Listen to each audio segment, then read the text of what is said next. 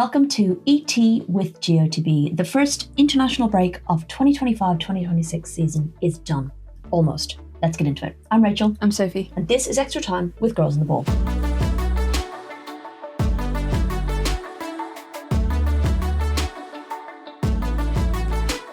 Right, we will explain the almost in a minute. It's been a busy 10-ish days for us, Sophie. I don't know about you. I mean, I do know about you, but I don't want to speak for you. I feel like I've dragged myself through these 10 days. Yeah, I'm half dead at the moment. Both on the verge of potentially getting a cut. We're trying to fight it, but not going especially well. But I'm hoping that we can stave it off. Fairly apt for Halloween week, right? I feel like I look like a bit like a ghost. Yeah. Or a ghoul. Yeah. Or something. But no, yeah, busy, a really busy 10 days. So glad to be back home. Well, early this morning. Yeah. I was back home later in the afternoon with my 24-hour round trip, not even 24-hour round trip to Belgium, about 18 hours. And other than the football, didn't massively enjoy it. It's quite a tiring old trip, that, but glad to have Another done it. update as well. I'm in woolly hat season. Yes, in case you hadn't noticed. Biggest news of the week, really. You know what that means. It's time. It's winter. It's winter. I held out as long as I could, and then it was at the game in Manchester, I think. Was it Manchester? I feel like it was Ireland. Oh, maybe it was Ireland, and I decided that was that. I need the big coat and I need the woolly hat. We thought we might make it to November, but no. So bye-bye snapbacks for another year. Yeah, that's not a year. That's another 6 months. You know, in some countries where they're like, when this animal comes out or does this thing, then you know winter is truly happening. And you can tell by my hat. You are the animal in women's football. Yeah. And once the hats change, we know the seasons have changed. And given there's only 2 seasons around this part of the world, cold and less cold, it's pretty accurate. Anyway, we, between us, covered both of Ireland and both of England's fixtures. So we will, of course, run through them, have a quick chat about them. We will then look at the results of the home nations and also the Nations League semi-final results. Now, the reason I've said nearly over is because Northern Ireland snowed out. is playing Iceland today, and it will probably be done and dusted by the time this is done. But basically, yeah, a big dump in the snow in Iceland, which I think wasn't necessarily expected for this time of year, if I'm right in saying. I think they were hit by a blizzard, has delayed the game. So I imagine the shovels are out overnight for them to finish off that 2-legged. If anyone knows how to deal with snow, you would imagine that Iceland would be able to deal with the snow. Come on. We'll then have a quick look at the WSL, which is coming back thick and fast, incredibly fast. It feels weird that there's still an international game. I know that wasn't the intention. I always feel this with international break. I always need there should be 2 extra weekend days. Not that we know what a weekend is, but for recovery, so that you can box off everything you've done in national break and then get ready for the start of WSL. Take off your international hat and put on the domestic. Yeah, no, instead you just have to mix it all together. Barrel through. Okay, before we get into all that, this is your weekly reminder to make sure you're subscribed or following us across all of our social media channels or wherever you're watching this video. That way you do not miss any episodes and you don't miss any of the content that we do as well. And also a reminder to subscribe on Substack. Okay, international break. England. We're going to keep this short and sweet. We're not going to delve into every moment of every game and every issue that came out of said games. Brazil and Australia in this window, good tests, good choices of tests, providing different threats. And I'd say providing threats that the Lionesses have traditionally struggled to deal with. So a really good learning opportunity. I want to give me 3 things that you think England can take away from this camp. I think there were some really positive performances from either the newbies or the players who've don't ruin my next point. Not played that many minutes. So I think that's positive. These friendlies were set up for this reason. Not to have competitive football at this time of year was a real blessing. It gave Serena Wiegman an opportunity to try new things, try new players, give people minutes who haven't had a lot of minutes. And I think generally that has been the case, especially in the game against Australia. You saw quite a lot of fresh faces. But yeah, so I think there will be still worries around defensive performances. It's hard to gauge a little bit because the defence shifted around quite a lot. There was a lot of injuries, yeah. So the lineup against Brazil was kind of a new lineup in terms of players have played for the country before, but that combination of players together was different. I do think the reason why they picked Esme Morgan and Jess Carter as the centre-back pairing, one of the reasons was because they both play in the NWSL and they are used to playing that kind of transitional direct forward. Some of the Brazilians as well apply their trade in the NWSL.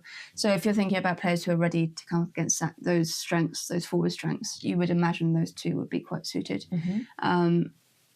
I'm not going to go into the Letizia thing because it's boring. It's been done to death. But glad to see her get minutes in both roles. Yeah, that's the thing. She needed some minutes. She deserves some minutes. She got a lot of minutes in the last 2 games. So I think that's really important too. I don't know if that was 3, but I lost count. Thank you for that. I know. I was just going to add that I think one thing that they will be a little bit concerned about, but not really. So one thing that shone through was the really dynamism in terms of different kinds of forwards that they have, and the options that they have. And we know that when, say, the likes of the 2 Laurens come back, that only adds to that. But I do think there is a little bit of worry that they were unable to make too much of a dent on 2 10-player teams. Yeah, I know Brazil defended really, really well, but you have to be able to break down. And it seems to be like a England of past thing. I remember watching England teams and being unable to break down low blocks, and that seemed to come back to haunt them a little bit. Okay, now we can touch on debuts for Chiara Keating at the Etihad as well, which was super special, and Taylor Hines and Lucia Kendall, both of whom had good games against Australia. But Lucia Kendall, absolutely, no shade to Taylor. I thought she had a very good game, but Lucia Kendall absolutely shone in that game.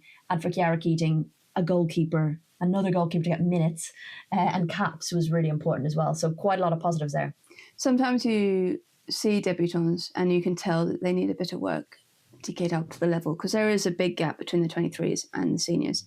But I think all 3 of these, obviously Chiara's been around the senior setup quite a while now. I think she first got her first call up in 2023, so she's waited a good long while to get her first cap. She's been in and around the setup. She's been to a major tournament, so she's got that experience. And Taylor is 26 years old, I think, so she's got more experience under her belt and has experience playing internationally as well. Yeah, but sometimes you do see that they have the potential, but they might need a few more camps to get. I think all 3 of them did really well and looked like they belonged on that stage. I will especially shout out Lucia though, because I think it's her first ever camp, first ever call up from the 23s. A start as well. She probably wasn't expecting that at all. And I think the way that she came into that midfield area against Australia and kind of held her own against the likes of Cara Cooney-Cross and Katrina Gorey, who have both played international tournaments for Australia and are seasoned internationals at this point, just showed what a quality player she is. She was dominating the ball. She was pressing really well. She was tough in her draws, winning them back. And she did everything but score a goal, I think. So that would have been the icing on the cake. But for me, she was the player of the match. Well, the Lionesses did give her player of the match, which was lovely to see as well. And shout out to Lucy Bronze on her birthday as well, getting both a goal and an assist, which was pretty impressive. What will England, do you think, need to focus on ahead of China and Ghana? Now, I don't think there's too many new things for them to focus on. I think it's a combination of what I'd like to hopefully see is some of those players back that were injured and missing. I think that could make the midfield a little bit more interesting. Potentially defensive players back, we shall see. And I don't know what the timings are for Lauren Hemp, for example. I know LJ is a little while longer, right? Am I right? Till after Christmas, I think. Yeah, so be interested to see that. But of course, it's going to be the defensive issues and I guess, tightening up in front of goal and putting them in the back of the net. Yeah, 2 maybe more different tests. Ghana will be, again, probably transitional, I think.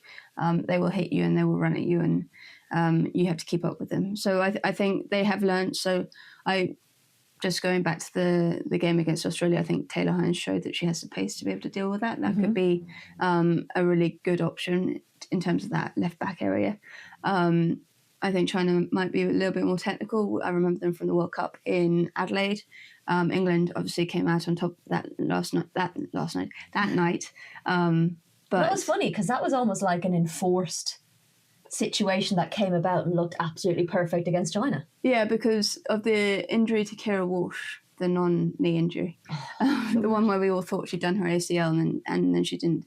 But also it was a high-stakes game as well because England had to get a result that day to go through. So I think they played well that night. They undid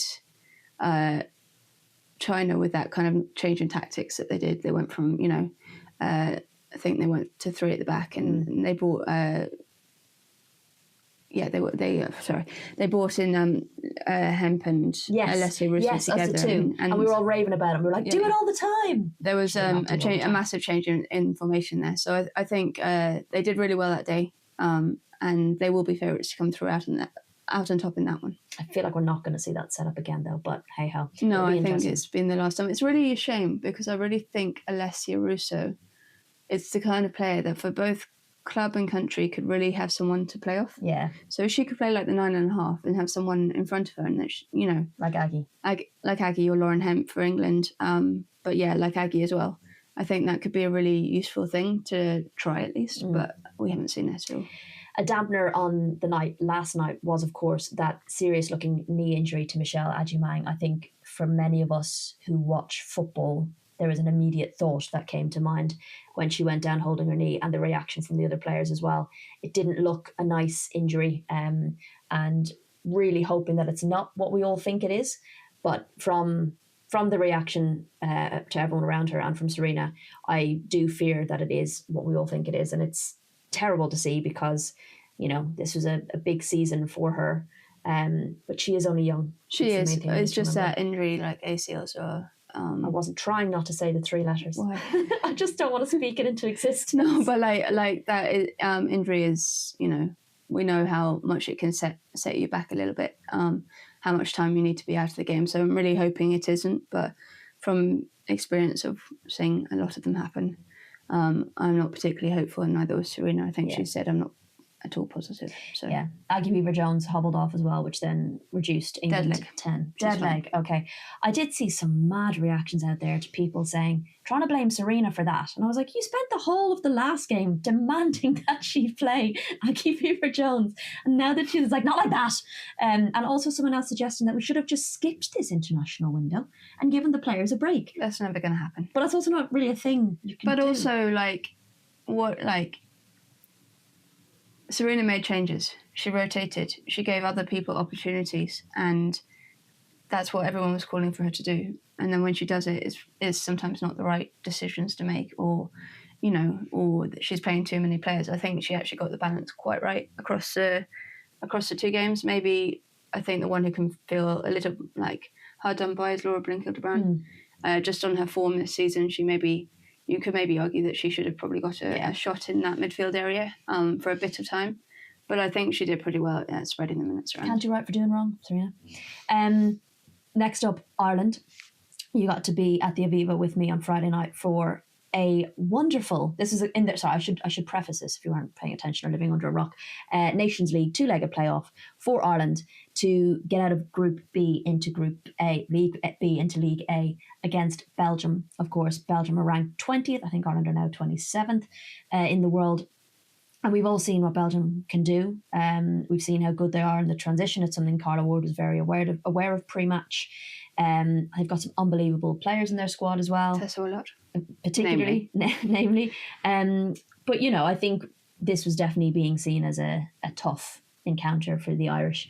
And they had an absolutely unbelievable performance at the Aviva, putting out the demons of that Wales game to bed. That was the last time they played there, winning 4-2 on the night.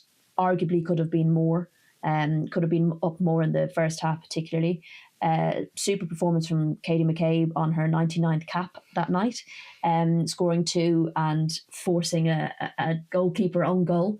So she had a brilliant night. Super goal from Marissa Shiva. It was an unbelievable performance there, and then it was a really gritty performance in Leuven, because we both know what Belgium can do in Leuven. And that place is cursed for any opponent that goes there. I think I have had, especially I think the 2 times that we've been there with England have been Halloween week or around Halloween week. And this time again, it's like something about going to Dendreef on Halloween is it's a scary place to go. Belgium are unbelievably good at home. They struggle away from home. Yeah.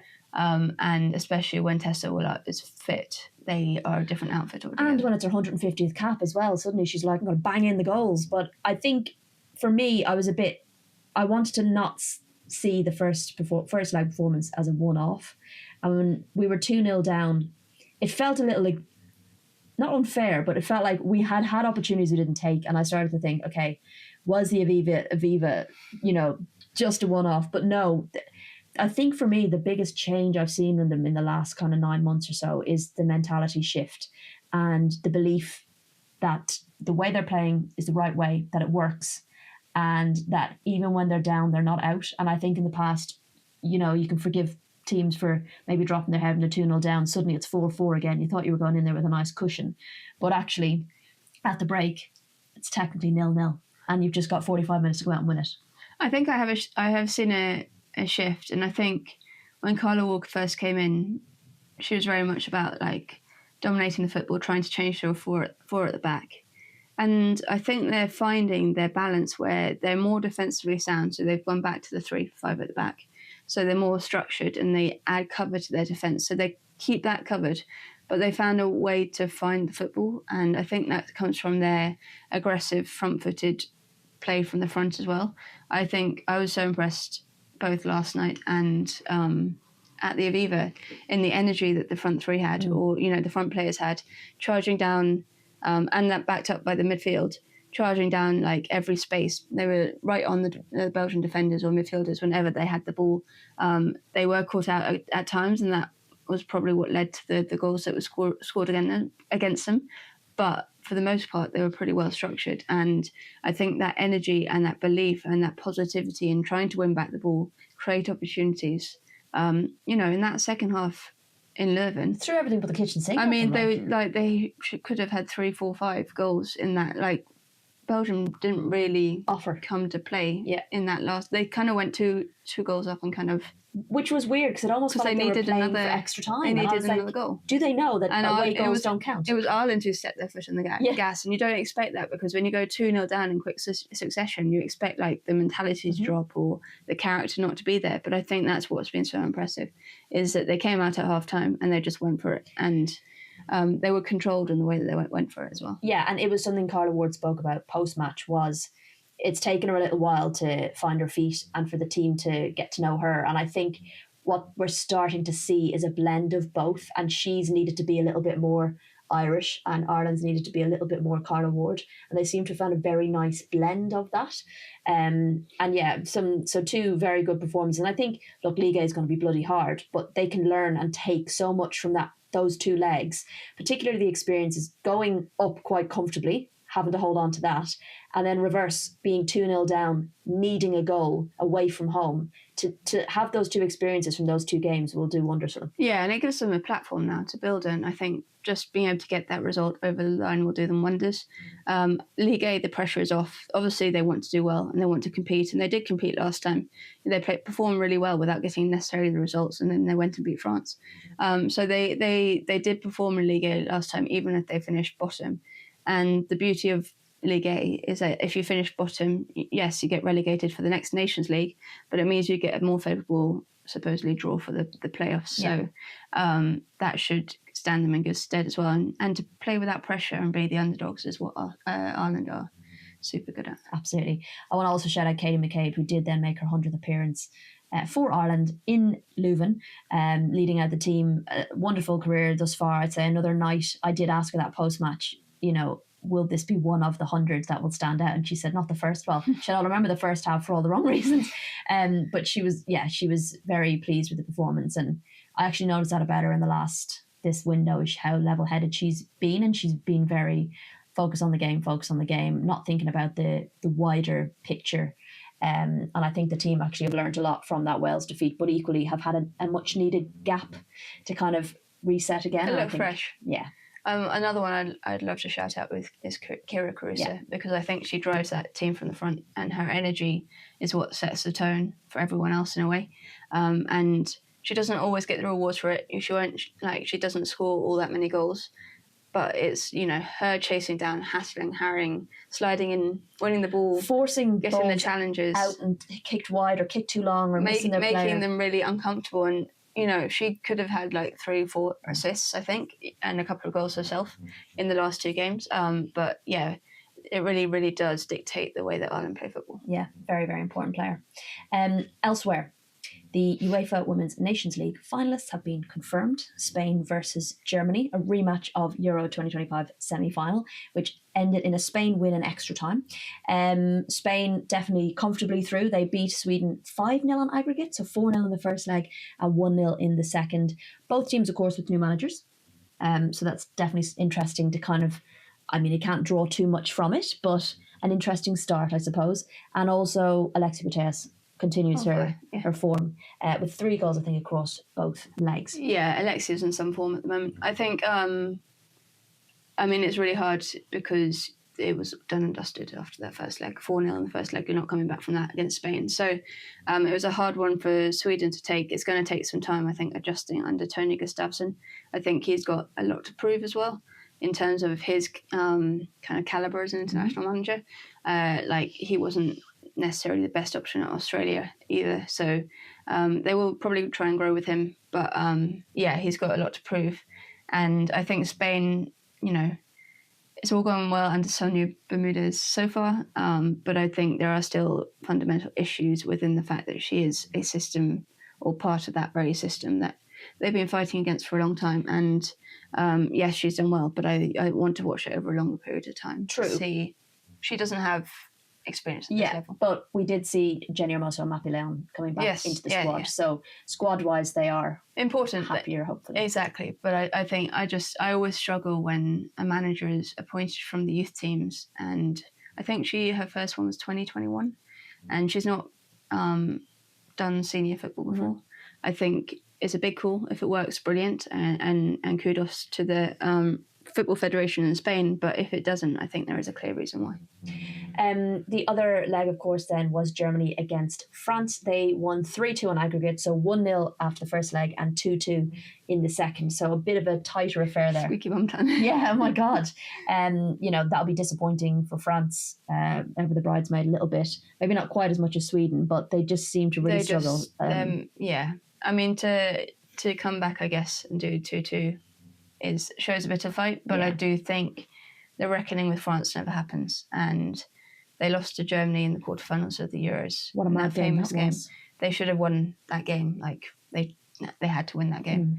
But we used to go through every single cycle going, well, they failed, and what happens to them in quarterfinals or major tournaments, but nothing ever really gets done to solve it. So elsewhere, home nations-wise, Scotland beat Morocco 2-1 and lost to Switzerland 3-4 in an absolute goal fest. I would recommend going and checking out Caroline Weir's goal against Morocco. It was 90th minute, I believe, from about 35 yards out. Absolute Weir rocket. Trademark Caroline Weir goal. Wales bid farewell, of course, to Jess Fishlock in their 2-1 defeat to Australia before notching up a 5-2 defeat to Poland, which also sounded like a bit of a mad game. There were 3 goals between the 55th and 57th minute, 1 for Wales and 2 for Poland. So I don't know what happened to that kind of 2 minutes, but everyone seemed to have lost their heads a little bit. But yeah, big moment for Jess Fishlock to bow out, and she got a very well-deserved bow out as well. It was nice to see her subbed at in injury time, so it meant she got to have a moment, which was really nice. She got the standing ovation. I think, Wales without Jess Fishlock is a really weird prospect, and I think they will take some time to adapt. I saw an interview with Rhian Wilkinson this week in a press conference saying they need to be asked tough questions by everyone, and they need to ask tough questions to themselves. They're in this weird phase where they can put in performances like the one against Australia, but can't get the results over the line. And then I think probably the game against Poland, they'll be really disappointed with in the manner that they lost that. So it's going to be a bit of an inconsistent time for them, I think, as they kind of regroup after kind of the really disappointment of the Euros. Elsewhere, Northern Ireland's playoff against Iceland, as I said, has been frozen, semi-frozen at halftime. They were trailing 2-0 after the first leg before the game was pushed back to this evening due to that large dumping of snow in Iceland, but a big mountain for Northern Ireland to climb. It was always going to be tough. Yeah. There is a gap between the two teams, I think, and it's just a good test for them. But I think good to challenge themselves, see what they can do, and then go into World Cup qualification. If you're in League B, it's not the end of the world. That's the thing, like Wales showed that. In the Euros qualification. You can do it. Absolutely. Elsewhere as well, a nod to Sheda Spitzer, who retired from the Netherlands. 248 caps, an incredible number. And I think she was substituted on the 48th minute for the Netherlands as well. And both teams, against Canada, both teams lined up and gave her a little bit of a send up. What's it called when you line up like that? Like a guard of honor. Guard of honor. Christ. Yeah, which was lovely to see as well. So that was nice. Okay, as we said, WSL is back already, and these are the games that are coming up: Chelsea versus London City Lionesses and Manchester City versus West Ham on Saturday, Aston Villa versus Everton, Brighton versus Manchester United, Leicester City versus Arsenal, and Tottenham against Liverpool. We will be at the Chelsea game and the Tottenham game. And then there are a couple of interesting fixtures in the WSL too as well. Birmingham take on Charlton, that's second versus first. And Sunderland take on Bristol City, which is fifth versus fourth, which could be interesting because you know how much movement happens in WSL too. So it's keeping things interesting. Any other business? I've got down the draw for the Nations League, I think happens next Tuesday. 4th of November. So we'll find out. Yes. We'll find out who's going to be England's opponents, who's going to be Ireland's opponents. Well, Carla was asked if she wants to face England, and I was like, she was like, yeah, I do, don't we, Rachel? And I was like, no, I don't want to do that again. Well, I wouldn't mind it because I'd love another excuse to go to Dublin for a trip. You don't need an excuse. I'm from Dublin. I know, but we don't get to go very much, and we had real good fun the last time. We went on a tour of Dublin with the press pack. Rachel leading the way in the rain. I thought you were going to make fun of me. And they were all talking, because we were watching the game in the press room, in the media room. I had it on my laptop. So we were watching the end of it last night as we were waiting for Serena to come in. And we were all really engaged. I jumped up and cheered. And then they were all like reminiscing about the time we went and, did the tour, went to listen to some music, had some Irish food, had the real quintessential Irish experience. So we wouldn't mind doing that again. And I'm also really glad that it just means England will not be going to Leuven this cycle. You're welcome. Okay, and also, have I got any other football business I've left out? Don't think so. Okay. I probably have, I'm sure you'll tell me. We've got a new pod dropping tomorrow. That's the plan. Pause and Play, which we're hoping it's going to be a regular monthly series where we chat to coaches and players about their journey with mental health, and we go for a walk with their doggies as well. This is our pilot episode. We've definitely learned some things from it. It's not video, which is a shame. That's the way we want to do it, but we were juggling a couple of different things. We ended up doing a joint interview with Emma Sanders at the BBC, which isn't what we're going to be doing going forward, but is how we ended up doing this one. The weather was atrocious, so understandably videoing doing it in autumn. Lots of leaves. A lot of very crunchy leaves. I'm trying to fix the audio at the moment because the crunching is the crunching. and it's nice because it gives you, you feel like you're out for You want a walk, a little bit of it, but you don't want it to dominate. But it's a lot. So apologies in advance for those kind of little tricky bits. We are going to work to adjust them as we go forward. But do have a listen. It's with Rhiannon Skinner from West Ham, who was very open and spoke really well on the various challenges that managers face. And I just think it's a really important conversation that we need to keep having. So keep an eye out for that when it drops. If the one way, just to say, by the way, in case you didn't know, that you won't miss it is if you subscribe and follow us across our socials at Girls on the Ball, and that way you won't miss anything. Otherwise, we'll try and do a live this weekend. Yes. Maybe after Chelsea. Maybe.